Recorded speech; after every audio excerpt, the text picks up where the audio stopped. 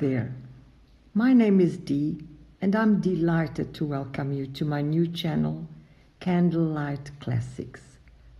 I've loved reading classic literature since I was a young girl and continue to do so. I also loved reading stories to my 3 sons when they were little boys, as well as to my beloved grandmother Joy. I will be reading a selection of short stories by writers from all over the world. I've always found such comfort and solace in the inspired words of others, so I thought I would share some of these stories with others like you. That is why I am so excited to have this channel here on YouTube. I am not a professional actress or voice specialist, as you will soon find out. I'm just simply a person that loves to read and knows the pleasure of hearing the spoken word. I will read through these stories at a pace and with a tone that I hope you will find both engaging and soothing. So welcome once again to Candlelight Classics. Sit back, relax, and enjoy. Thank you. Hi. Today I'm going to be reading a short story, which, by the way, I enjoyed very much, from the book Across the Years by Eleanor Porter, an American writer.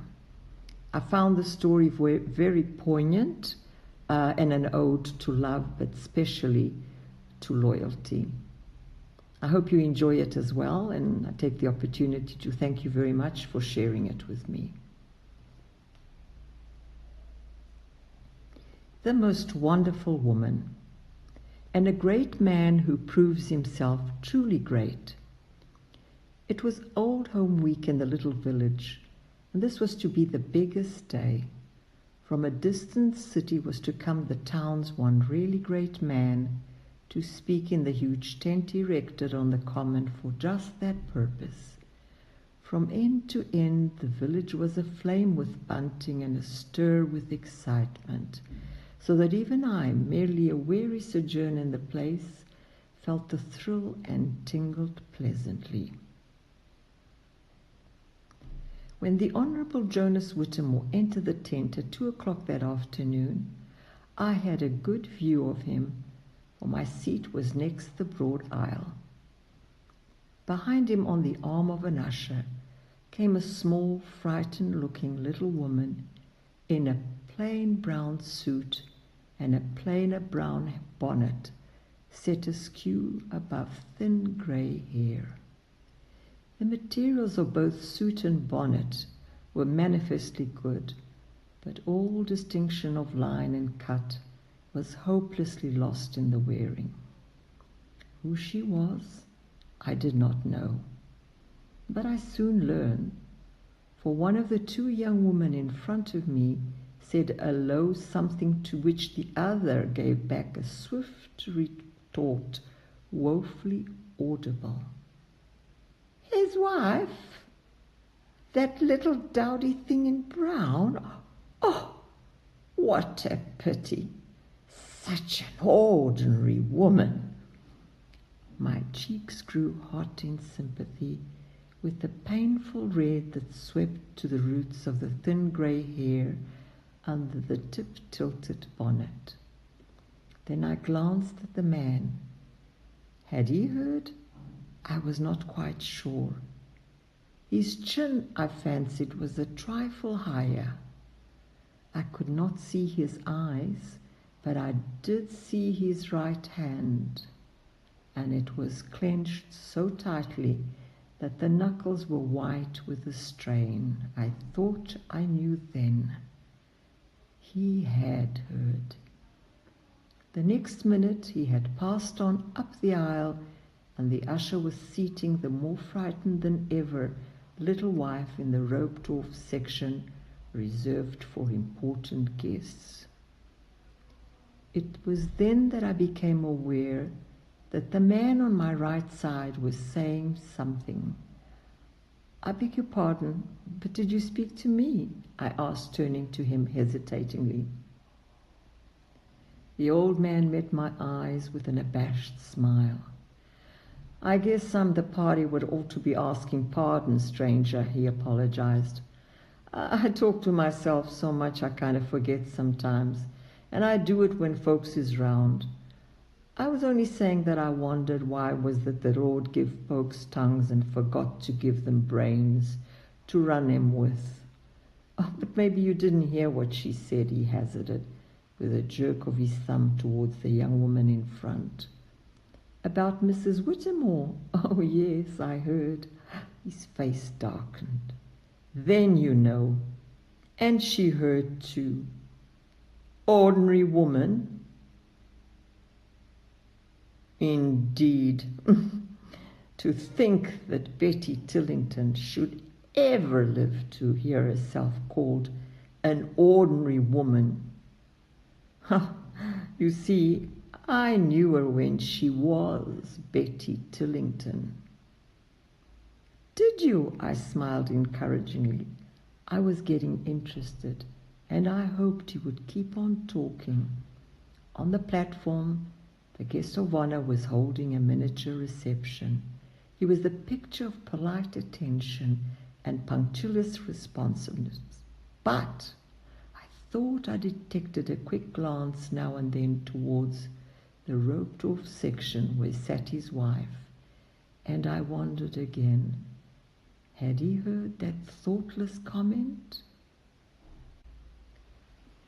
From somewhere had come the rumor that the man who was to introduce the Honorable Jonas Whittemore had been delayed by a washout down the road, but was now speeding towards us by automobile.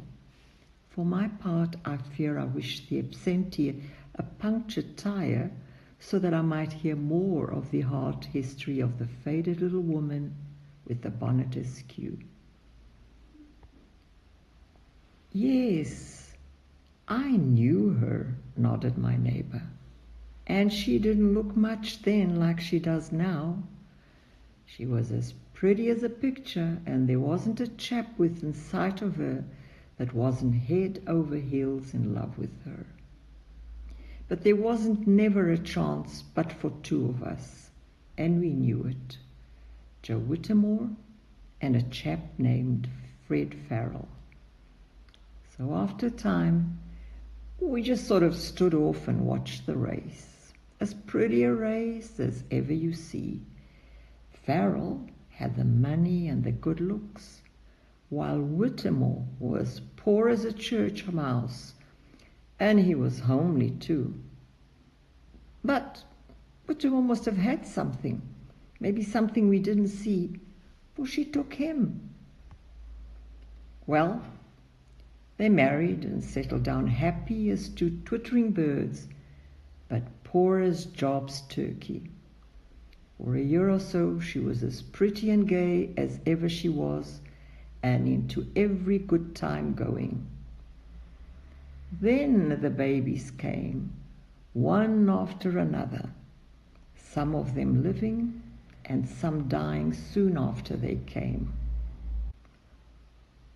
Of course, things was different then. What with the babies and the housework, Betty couldn't get out much, so we didn't see much of her. When we did see her, though, oh, she'd smile and toss her head in the old way, say how happy she was, and didn't we think her babies was the prettiest things ever and all that? And we did, of course, and told her so. But we couldn't help seeing that she was getting thin and white, and that no matter how she tossed her head, there weren't any curls there to bob like they used to, because her hair was pulled straight back and twisted up into a little hard knot, just like as if she had done it up when someone was calling her to come quick.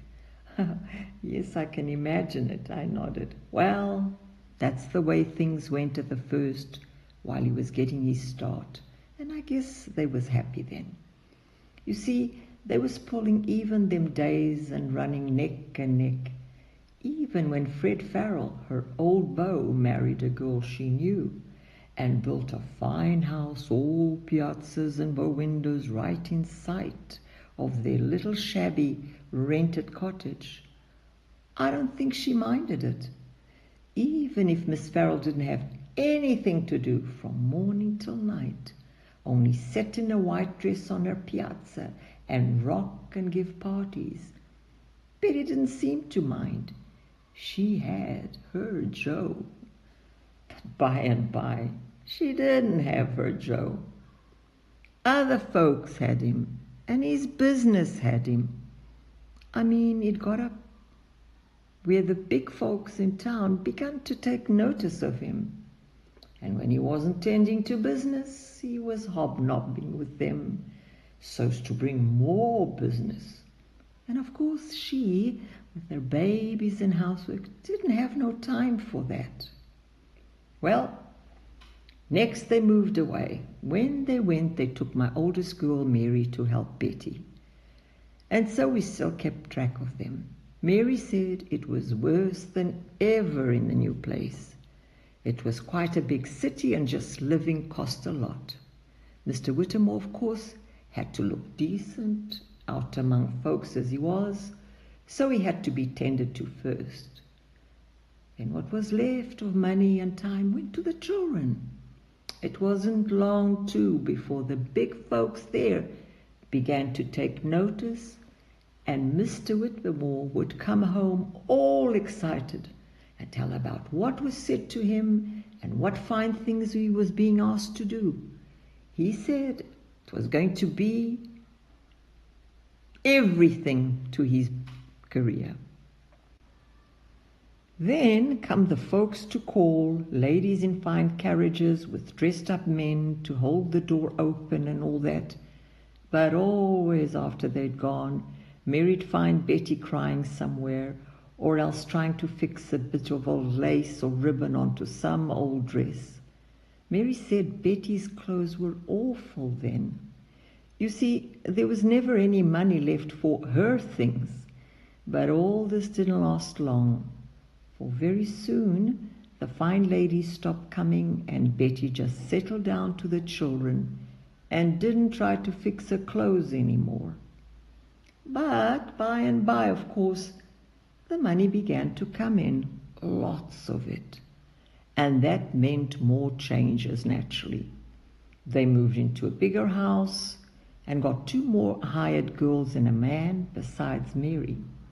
Mr. Whittemore said he didn't want his wife to work so hard now, and that besides his position demanded it.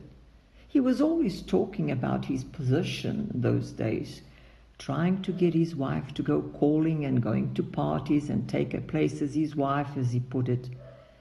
And Mary said Betty did try, and try hard.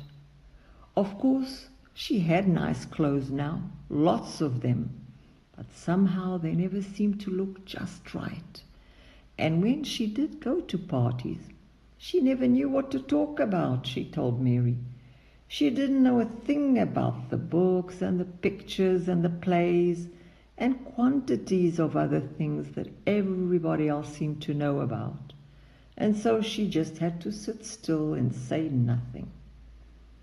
Mary said she could see it plagued her, and she wasn't surprised when, after a time, Betty began to have headaches and be sick party nights, and beg Mr. Whittemore to go alone, and then cry because he did go alone. You see, she'd got it into her head then that her husband was ashamed of her. And was he? Demanded I. I don't know. Mary said she couldn't tell exactly. He seemed worried sometimes, and quite put out at the way his wife acted about going to places. Then other times, he didn't seem to notice or care if he did have to go alone. It wasn't that he was unkind to her.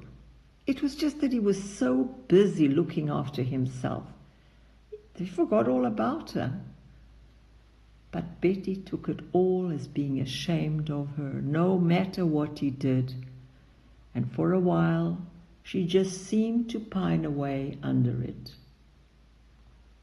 They moved to Washington by that time, and of course with him in the president's cabinet, it was pretty hard for her. Then, all of a sudden, she took a new turn and began to study and to try to learn things. Everything. How to talk and dress and act, besides stuff that was just book learning. She'd been doing that for quite a spell, and Mary says she thinks she'd do pretty well now in lots of ways. If only she had half a chance. Something to encourage her, you know. But her husband don't seem to take no notice now. Just as if he's got tired expecting anything of her. And that's made her so scared and discouraged. She's too nervous to act as if she did know anything. So there it is. Oh well, maybe she is just an ordinary woman, sighed the old man a little sternly. If being ordinary means she's like lots of others. For I suspect, stranger, that if the truth was told, lots of other big men have got wives just like her. Women what have been working so tarnal hard to keep their husbands get ahead, that they ain't had time to see where they themselves was going. And by, they wake up to the fact that they ain't got nowhere. They've just stayed still, way behind. Mary says she don't believe Betty would mind even that, if her husband only seemed to care, to understand, you know, how it had been with her and how... Oh, crikey, I guess they've come, broke off the old man suddenly, craning his neck for a better view of the door. From outside it sounded the honk of an automobile horn and the wild cheering of men and boys. A few minutes later, the long-delayed program began. It was the usual thing. Before the speaker of the day came other speakers, and each of them, no matter what his subject, failed to refer to our illustrious fellow townsman in terms of highest eulogy. One told of his humble birth, his poverty-driven boyhood, his strenuous youth. Another drew a vivid picture of his rise to fame. A third dilated upon the extraordinary qualities of brain and body which had made such achievement possible and which would one day land him in the White House itself. Meanwhile, close to the speaker's stand sat the Honorable Jonas Whittemore himself, for the most part grim and motionless, though I thought I detected once or twice a repetition of the half-troubled, half-questioning glances directed towards his wife that I had seen before. Perhaps it was because I was watching him so closely that I saw the sudden change come to his face. The lips lost their perfunctory smile and settled into determined lines. The eyes under their shaggy brows glowed with sudden fire. The entire pose and air of the man became curiously alert, as if with the eager impatience of one who has determined upon a certain course of action and is anxious only to be up and doing. Very soon after that, he was introduced and, amid deafening cheers, rose to his feet. Then very quietly, he began to speak. We had heard he was an orator. Doubtless many of us were familiar with his famous nickname, Silver-Tongued Joe. We had expected great things of him, a brilliant discourse on the tariff, perhaps, or on our foreign relations, or yet on the Hague Tribunal. But we got none of these. We got first a few quiet words of thanks and appreciation for the welcome extended him. Then we got the picture of an everyday home just like ours, with all its petty cares and joys, so vividly drawn that we thought we were seeing it, not hearing about it. He told us it was a little home of 40 years ago, and we began to realize, some way, that he was speaking of himself. "I may, here," he said, "for I am among my own people. I am at home." Even then, I didn't see what he was coming to.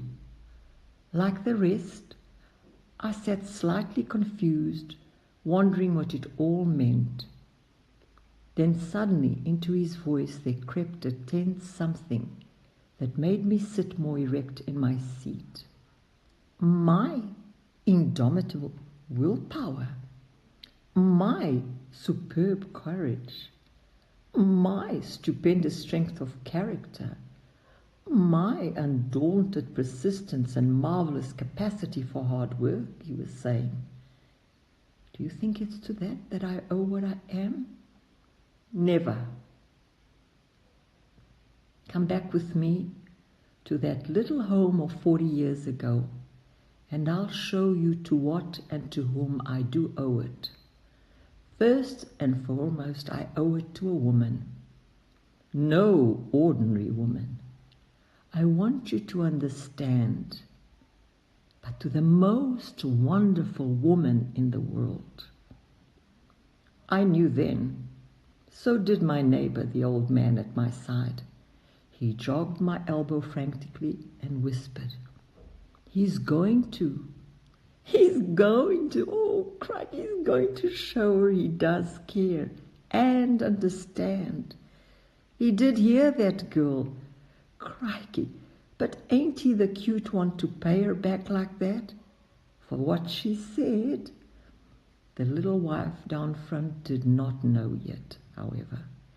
I realized that the minute I looked at her and saw her drawn face and her frightened staring eyes fixed on her husband up there on the platform, her husband, who was going to tell all these people about some wonderful woman whom even she had never heard of before, but who had been the making of him, it seemed.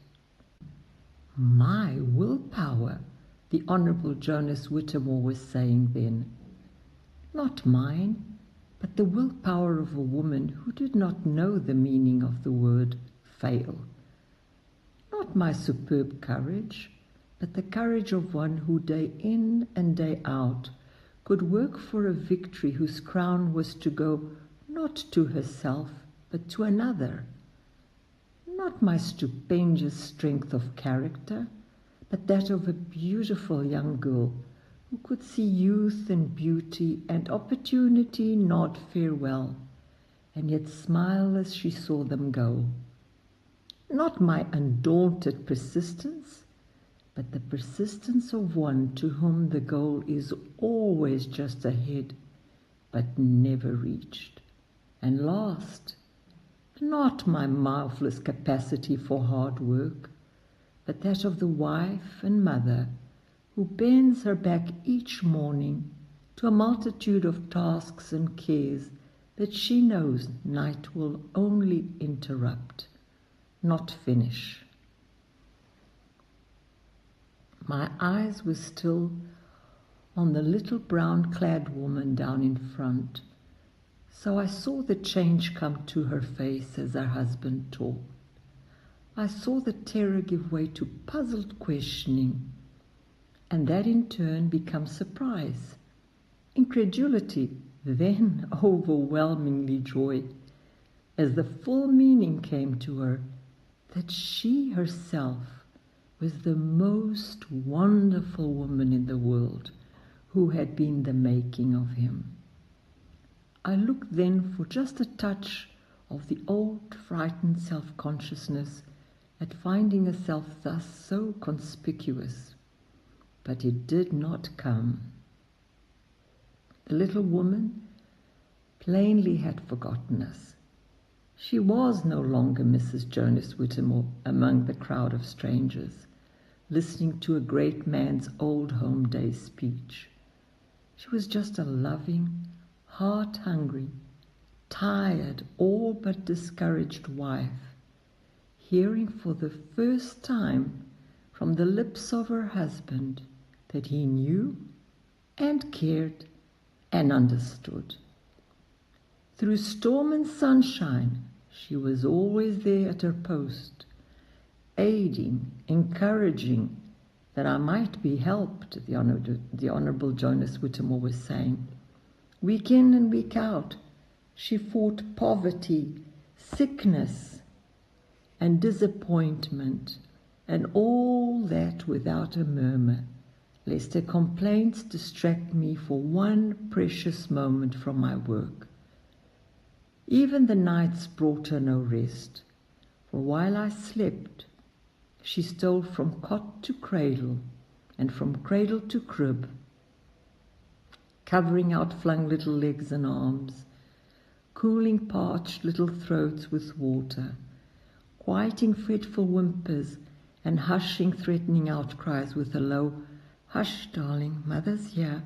Don't cry. You'll wake up father, and father must have his sleep." And father had it, that sleep, just as he had the best of everything else in the house: food, clothing, care, attention, everything. What mattered if her hands did grow rough and toil-worn? Mine were left white and smooth for my work. What mattered if her back and her head and her feet did ache? Mine were left strong and painless for my work. What mattered her wakefulness if I slept? What mattered her weariness if I was rested? What mattered her disappointments if my aims were accomplished? Nothing. The Honorable Jonas Whittemore paused for breath, and I caught mine and held it. It seemed for a minute as if everybody all over the house was doing the same thing too. So absolutely still was it after that one word, nothing. They were beginning to understand a little.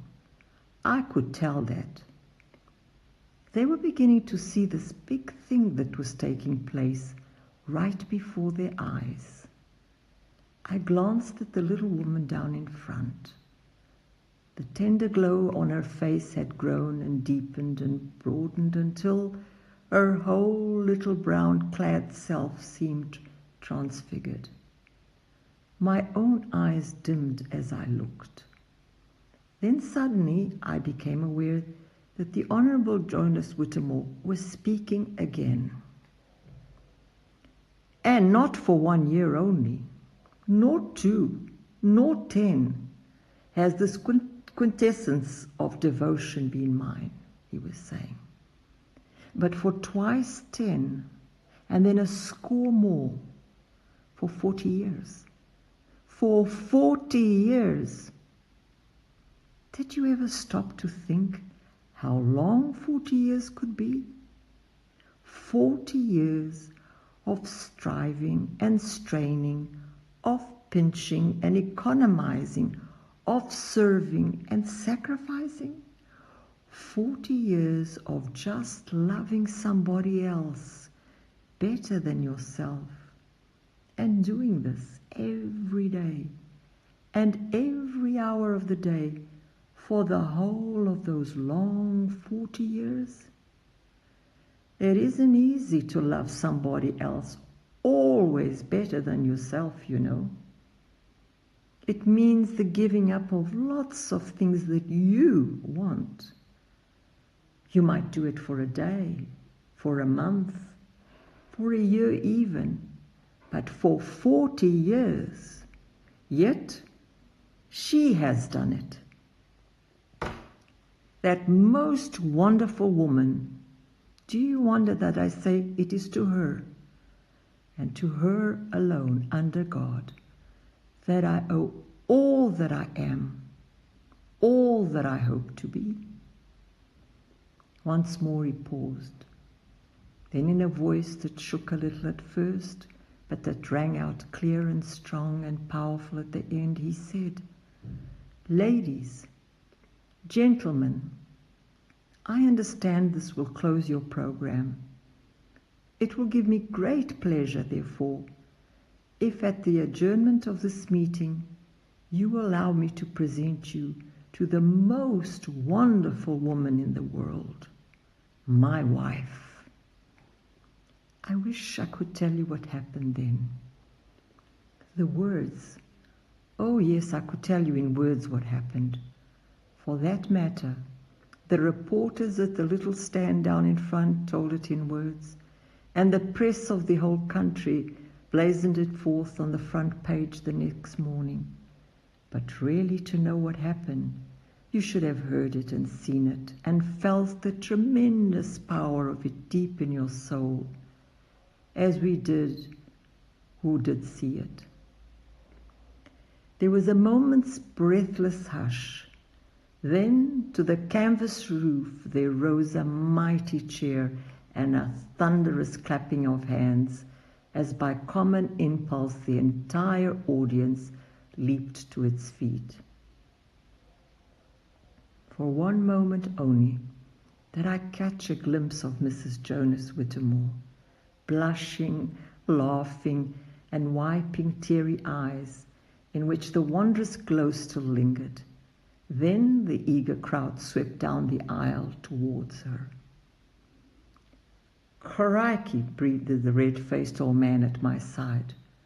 "Well, stranger, even if it does seem sometimes as if the good Lord gives some folks tongues and forgot to give 'em brains to run 'em with, I guess maybe he kind of makes up for it once in a while by giving other folks the brains to use their tongues so powerful well."